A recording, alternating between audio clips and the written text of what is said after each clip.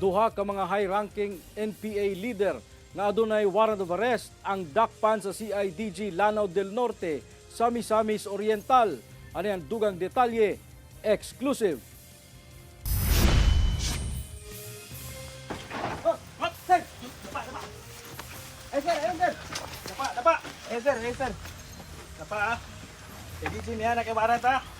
Gisulod sa mga operatiba sa Criminal Investigation and Detection Group Lanao del Norte, kining usa ka payag sa barangay Santa Ana sa Taguluan, Misamis Oriental, pasado alauna sa hapon niadtong adlong Biyernes. Ang target sa mga otoridad, kining 38 anyos nga si alias Ado, kinsa miyembro matud pa sa New People's Army nga adunay kasong murder. Siya sab ang political officer sa Sub-Regional Committee sa North Central Mindanao Regional Committee. Mao kana siya usa sa mag-inganyo sa mga cancer no, sa mga bagong recruit mag-brainwash. Kinahinay na gyud sila og ka tumbang ilang cancer, ang ilang influensya diri sa Northeastern Mindanao. Apan wala pa man nakalakaw ang mga operatiba gikan sa ilang lokasyon, gitudlo matud pa ni alias Ado ang nahimutangan sa iyang kauban nga anaalang sab duol sa lugar.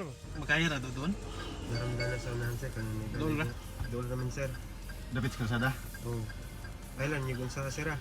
Bit-bit ang warrant of arrest para sa kasong rebellion. Gisulod gilayon sa CIDG Lanao del Norte ang lugar kung asa nahimutang ang payag nga gitambayan sa ikaduwang target nga si alias Janjan. Wala na kini nakapalagpa dihang gidakop sa mga otoridad ug gibasahan na sa iyang katungod. Sumala pa na ang mga dinakpan aktibong miyembro sa NPA sukad 2017. Sa mga kagubot kaniadto sa 2019-2023 sa Northeastern Mindanao, sa North Bukidnon, sir, especially sa mga hinterlands, mga PIS arrested ka na sila sir, nagpasabot nga mga bukat na gina sila nga personahe sa Galihukan sir. Nakatakdang ipresenta ang mga dinakpan sa mga korte nga nag-issue sa ilang warrant of arrest aron atubangon ng ilang mga kaso. Ginasuwayan pa nga makuha og pahayag ang mga dinakpan. Ako si James Paulo Yap, One Mindanao.